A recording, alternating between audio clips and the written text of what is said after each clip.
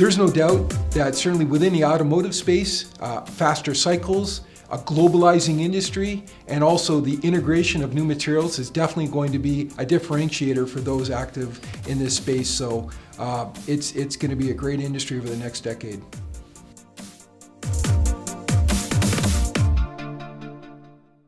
Hello, this is Pat McGibbon with AMT and Michael Robinette, our auto expert from IHS, here at the Cleveland Medical Center, home of the Global Forecasting and Marketing Conference for 2015. Thank you for joining us today, Michael. I'm looking forward to hearing your presentation, and it's a little bit different to given the interview before. So I'll start off with, we've heard some pretty optimistic forecasts from some of the people that do economic forecasting with respect to aerospace and automotive.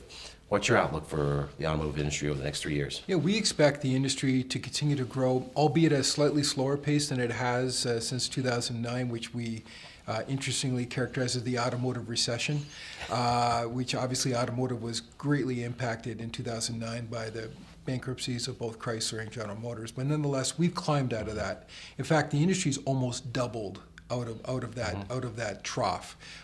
So we're really expecting volumes to continue to climb, albeit at a slower pace. And what's going to be more important going forward is mix. And as most accountants in the audience or finance people will know, it's really all about the mix. Volume will cover off a lot of sins, but certainly underneath, if you're able to make money with new technologies, new approaches, new customers, that's really going to be the differentiator. And there's a lot of new things happening.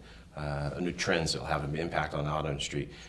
One of the ones that we started our conference off with was the fact that the reason we had those 20 million unit years back in the 90s and late 80s was because baby boomers were getting into their 40s and had cash, right. And there were 79 million of those.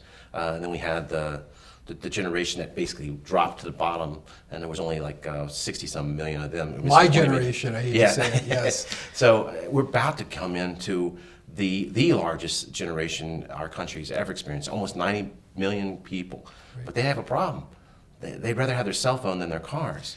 What's that going to do to the auto industry? I think you are correct. What we call it more of a delay rather than a full-out, I'm never going to buy a vehicle. One would hope that most of those people are going to form families. Families, unfortunately, have trouble getting on public transit to get to places, especially if you have little ones. You need to bring a stroller and a baby carriage and whatever. You need room, you need the ability to cart your stuff, you need your space. So our perspective is, yes, public transit and urbanization and this whole movement towards car sharing is definitely going to have an impact on the market, but really more on city dwellers or more urban capabilities. But there's no doubt it's going to have some impact. But these millennials, as they start to move up and pick up some cash, and again, that's going to be a little bit more of a delay than, let's say, even people in the baby boomer generation where I was, or even some of the earlier generations. It's going to be a bit of a delay, but it will get there. Once it does, they will form households. They will buy crossover utilities. They will move to the suburbs. And so that's still going to drive a lot of automotive demand. Yeah, and it would seem that unlike the previous generation, Generation X, they've actually leveraged their stay-at-home time to create wealth as opposed to be able to address not having a job. Going back to the first part of your answer to the first question, it's all about the mix. Is this going to change significantly the mix of cars that you put on the market in the next 5-6 years? There's a lot of things that are going to change. First of all, the frequency on how often vehicles are brought out is going to accelerate. So traditionally, we're used to vehicles being on the market for maybe 7 or 8 years, and maybe in the middle, they might change a color, maybe change the front and the rear end slightly, but for the most part, it was on the market for 7 or 8 years. Then they would completely redesign it and give you a new one. Those days are behind us. We're now looking at what we call cadence, 5-year cadence, every 5 years, redesigning the vehicle. Now, a lot of that's not really driven by the vehicle manufacturer wanting to spend more money. It's really driven by legislation. Legislation and the ability to meet the legislation, whether it be the emissions footprint, which obviously has been in the news substantially of late, but also fuel economy and safety, infotainment, navigation, all that new content is driving a lot of this more frequent cadence. And that's a major driver. But the legislative mandate that we have in the US, but also in Europe and in Japan and China, around the world, that legislative mandate is going to drive more action, more new materials, more content, lighter vehicles, better fuel economy. There's substantial changes on the way over the next decade. That's a great point, and that's a good one for a good driver for our members, because that's going to generate new dies, which come off of our members' machines. It's going to probably generate new tooling as well. Now, I know auto industry's gotten into more flexible production equipment, so just because you change the model, it doesn't necessarily mean you change the production equipment that comes off them. I agree with you, except for the fact that as we have newer materials, they're bonded together differently, they're fastened together differently, or as we say in the industry, they're shingled together differently. So shingling is sort of the process on how you build a vehicle, where do the seats go in, where's glass go in, et cetera, et cetera. That all changes when you start to build aluminum bodies, or you have mixed materials like carbon fiber and the like. When you start to mix all those materials in, it changes the build process. So that's going to drive new demand for machines and or tooling and dies and new processes as well. That's a great point. One of the greatest impacts on our industry this last 12 months has been the introduction into the American manufacturing process of the dual-phase steel. Yes. About $500 million of new equipment just in a matter of 6 months, because the old transfer presses and particularly the coil feeding equipment can't budge this stuff. Can't handle it. I agree. We call it PHS, press hardened steel, which is advanced high strength steels. And as many know, there's a completely different process. You need what we affectionately call a pizza oven to heat it up, get it into a chrome die, stamp it at a much higher tonnage than you probably would have before, and then quench it. That's a completely different process than just stuffing a piece of steel in, slamming it, and getting it out the door.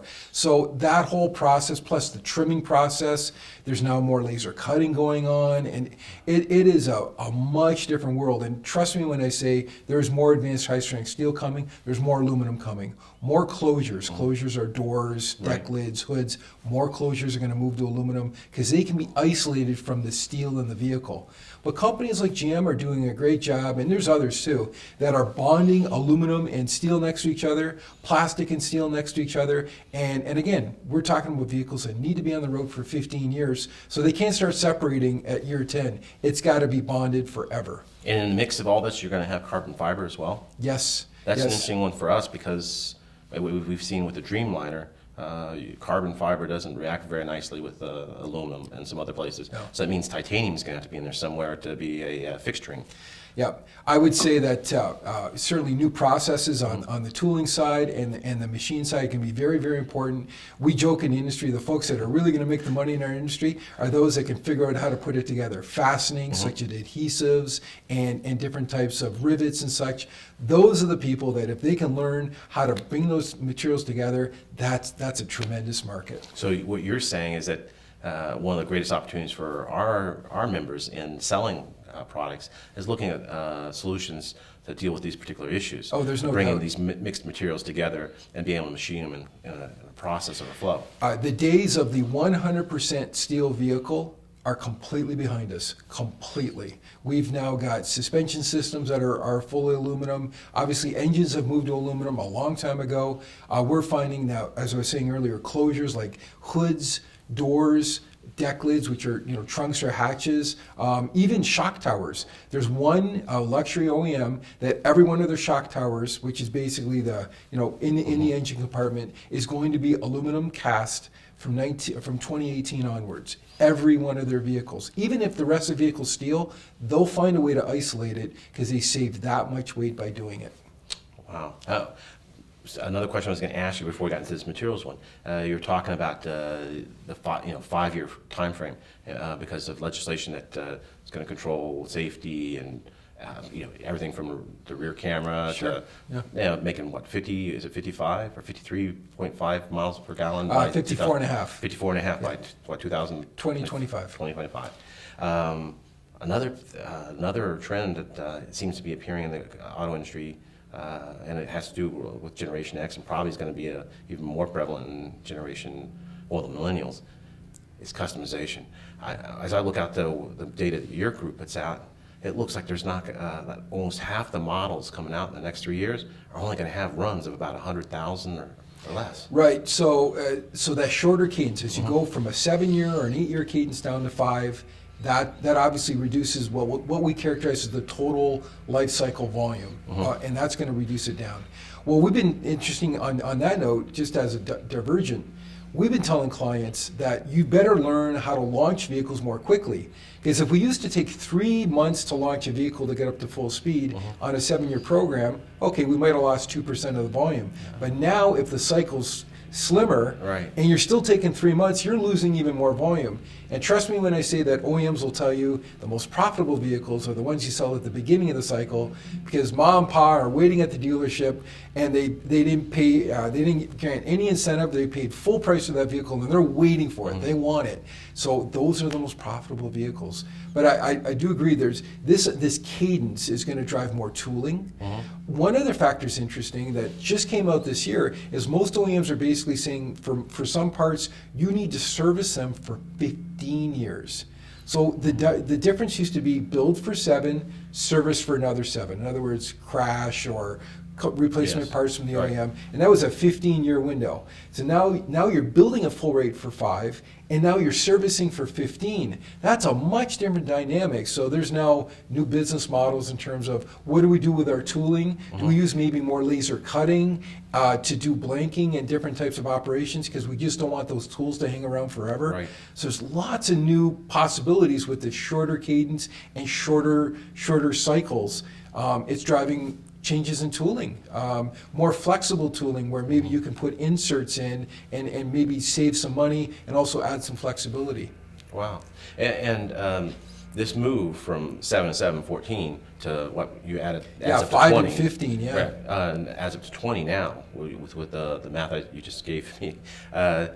That's not legislation that did that. That's the quality of the car, right? Yeah, that's the OEMs. The average car is 11 and a half years old now. And one of the reasons why cars are being scrapped is not so much that, you and I might remember some old Detroit 3 vehicles from the 70s that, had trouble lasting 5 years from a rust perspective. Those days are way behind us. And now it's more from an engineering perspective they're being scrapped. They don't have the fuel economy people are looking for, or the safety that people are looking for, or the connectivity.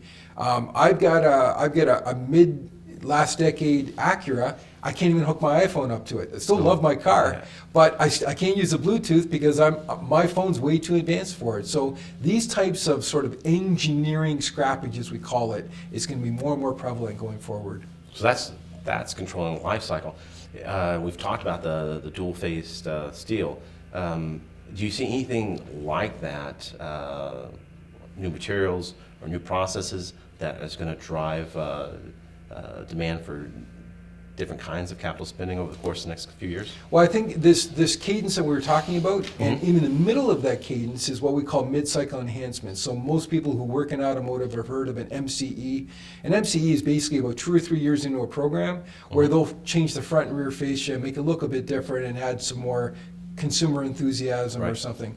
Those days are completely changed now as well because they're checking many more boxes at that MCE level. In other words, instead of doing front and rear fascia, they're now changing fenders, they're changing IPs, they're changing seating patterns, they're doing a number of things. So that's complete new molds. And that means new molds, new tooling, but it also means that sometimes you may only be building, at least in a mold world, for only 2.5 or 3 years.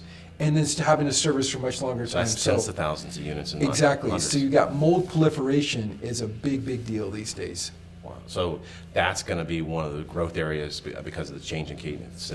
That and increasing complexity of the vehicles. A friend of mine was telling me on the old Corvette, the C6, the last version, the headlight, I needed 2 or 3 tools to manufacture, or something at that level.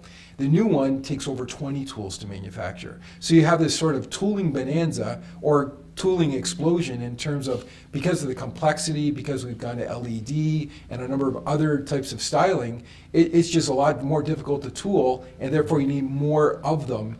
And anybody who can save money in terms of reducing those processes and reducing tool count, the OEMs will burn a path to your door, trust me. Excellent, excellent. Anything else you'd add? Because I haven't heard the presentation.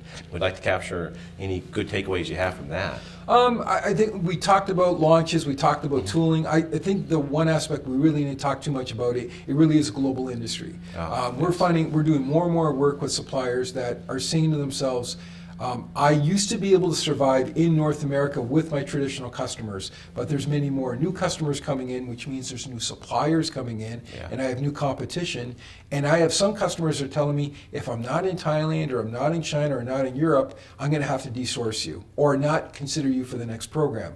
Even though your quality is good, your cost is good, we love dealing with your people, you're a good supplier, but unless you want to follow us around the world, we've got a problem. And that is a looming cliff that's coming for a lot of suppliers now. So even though we see some reshoring of production capacity, it has not eliminated the globalization of the industry. Not one iota. You may get this contract here, but if you can't deliver everywhere, that producer has plans. It's like anybody.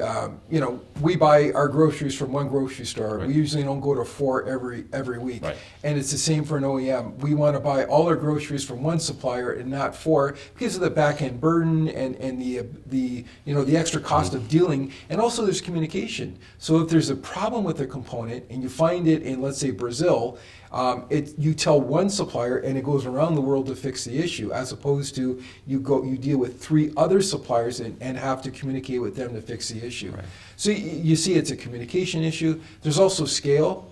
OEMs and tier 1s can now leverage those suppliers and say, well, I'm giving you a lot more volume. We're looking for a price reduction here. So there's a lot of other dynamics behind it as well. Well, that's great. Any last comments you want to throw in before? No, I'm looking forward to speaking to the group, and it's been a pleasure. To hear from you. So, Michael Robinette, IHS, and Pat McGibbon from IMT, here at the Cleveland Medical Center, the Global Forecasting and Marketing Conference.